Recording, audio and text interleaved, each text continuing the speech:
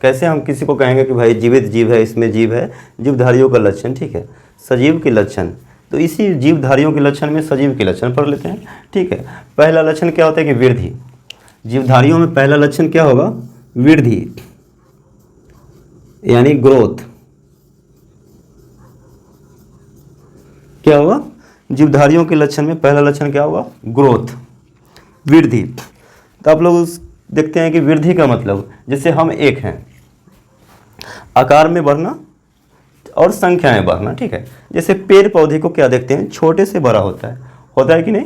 पेड़ पौधे क्या होता है कि छोटे से बड़ा होता है, मतलब छोटा सा ऑर्गेनिज्म यानी छोटा सा जीव था और बहुत बड़ा हो गया, नहीं? इसमें आकार में परिवर्तन है, वृद्धि हुआ, ठीक है। आगे संख्या में परिवर्तन क्या होगा कि कोई एक है, क्या है? कोई एक है, जैसे मनुष्य, ठीक है। जैसे मनुष्य क्या होता है कि 1 से 2 होता है, नहीं 2 होता है, 2 होता है, 2 से 4 होता है, ये हुआ संख्या में वृद्धि। जैसे आप डॉग्स को देख ले, वो 1 में 5 होता है, नहीं? एक बार जब बच्चा देता है तो 5-5 देता है, ये हुआ संख्या में वृद्धि, ठीक है।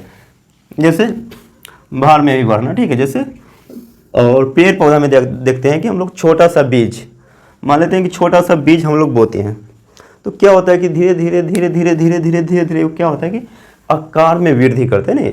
तो क्या कहलाता है कि जीवधारियों का लक्षण कहलाता है, नहीं? आगे भार में वृद्धि, जैसे वो 5 kg का है, ठीक है, और धीरे धीरे धीरे धीरे 10 kg, 20 kg, 50 kg का हो जाता है, जैसे पशु हुआ ना। तो ये वृद्धि हुआ, ठीक है। भार में वृद्धि, आकार में वृद्धि और संख्या में वृद्धि, ठीक है। आपको पता है कि भाव जीवों में वृद्धि होती है, ठीक है।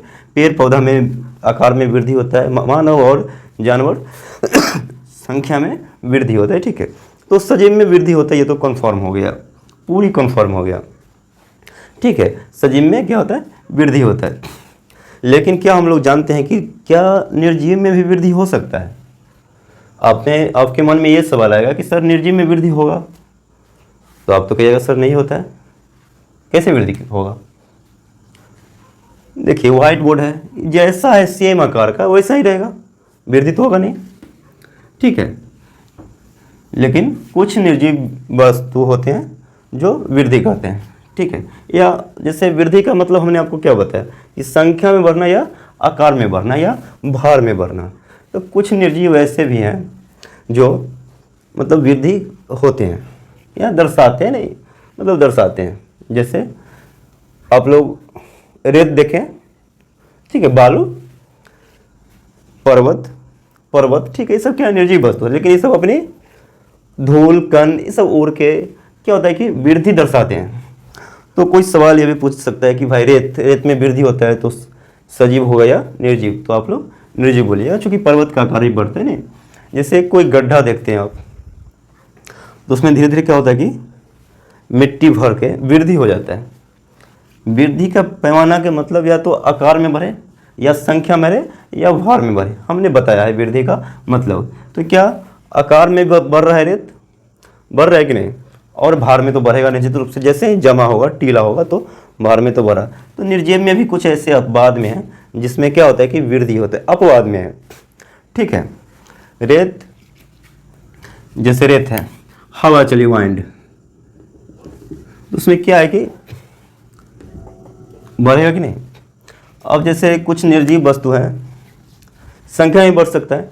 ये पेन है, इसको हम अगर तोड़ देंगे तो 1 से तो 2 हो जाएगा, वृद्धि हुआ, निर्जीव हो जाता है, नहीं?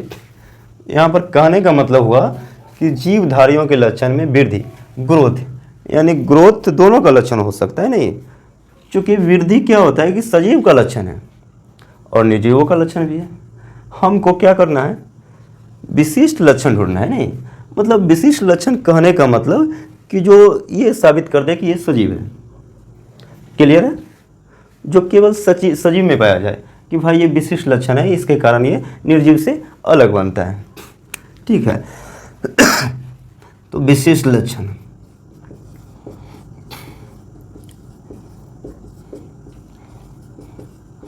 जो केवल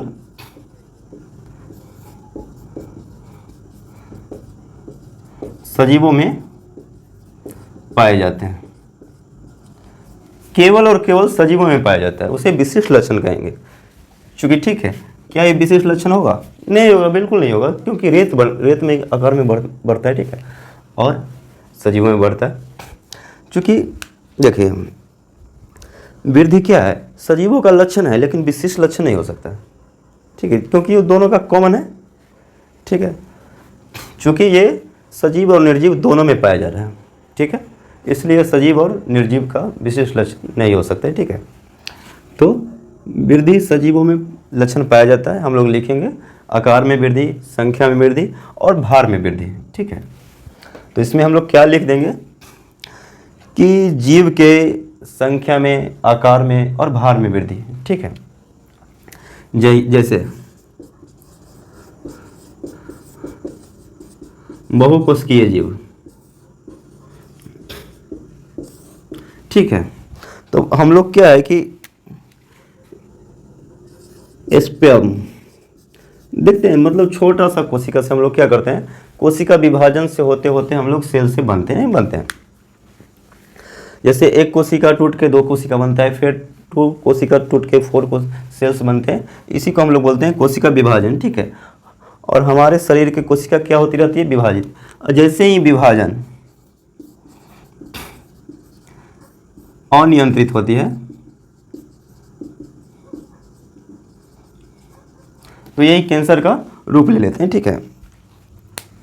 तो बहुकोशिकीय जीव किसे कहते हैं? बहुकोशिकीय जीव क्या होता है?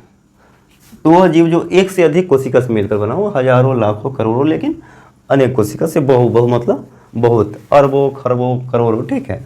ऐसे तो इन कोशिकाओं को में विभाजन होता है जिससे हम लोग वृद्धि करते हैं, संख्या में वृद्धि करते हैं, ठीक है।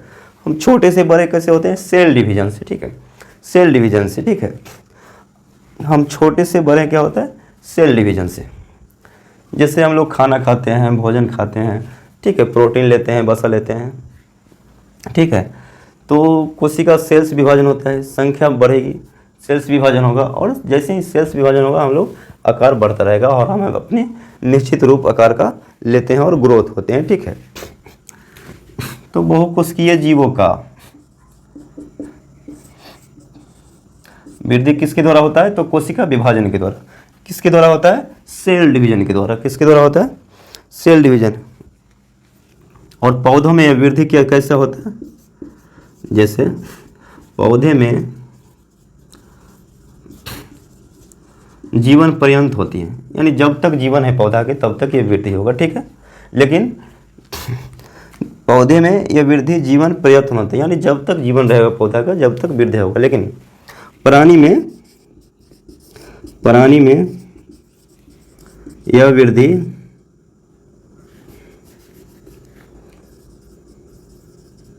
कुछ आयु तक होता है,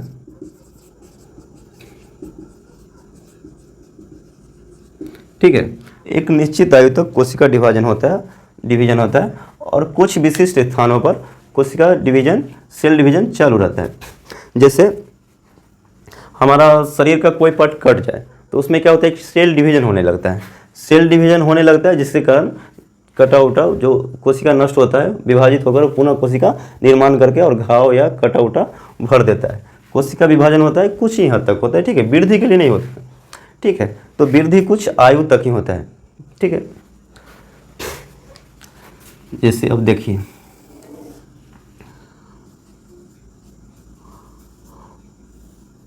वन सेल थिंग्स, ठीक है। जैसे एक कोशिकीय जीव होता है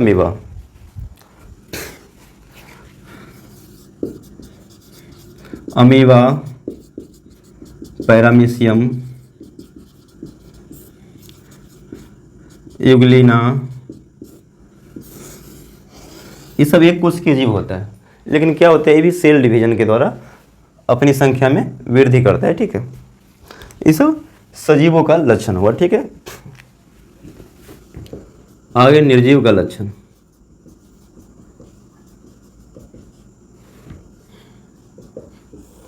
निर्जीव का लक्षण, इसमें क्या होता है कि श्वास ही नहीं लेगा, ठीक है, पाचन भोजन की क्रिया नहीं होगा, प्रजनन की क्रिया नहीं होगा, ठीक है, ये निर्जीव की लक्षण हुआ, ठीक है। पदार्थों के एकत्र होने से इसमें वृद्धि होता है। जैसे रेतुत एकत्र हुआ तो वृद्धि हुआ, ठीक है। बट जंतु और पौधा में जो होता है आंतरिक होता है, और इसमें क्या होता है कि पदार्थ के द्वारा होता है नहीं। इसलिए हम कह सकते हैं कि वृद्धि एक जीवों का लक्षण है लेकिन विशिष्ट लक्षण नहीं है। ठीक है, तो वृद्धि क्या है कि जीवों का विशिष्ट लक्षण नहीं है। समझ रहे हैं ना? ठीक है, यहाँ तक कोई दिक्कत है? तो यानी सजीव निर्जीव दोनों में वृद्धि मिला जुला के पाया जाता है। चलिए, यहाँ पर क्वेश्चन सिर्फ यही पूछा जाता है। ठीक है, नीट सिर्फ में नीट जो होता है, कौन से लक्षण विशिष्ट लक्षण हैं, यानी दे देगा कि जीवों का विशिष्ट लक्षण कौन से हैं। ठीक है, बहुत सारे लक्षण दे देगा लेकिन वृद्धि उसमें देगा जो नहीं होगा। ठीक है, तो आप समझ गए कि वृद्धि विशिष्ट लक्षण जीवों का नहीं है। दूसरा लक्षण आगे क्या देखते हैं, जनन।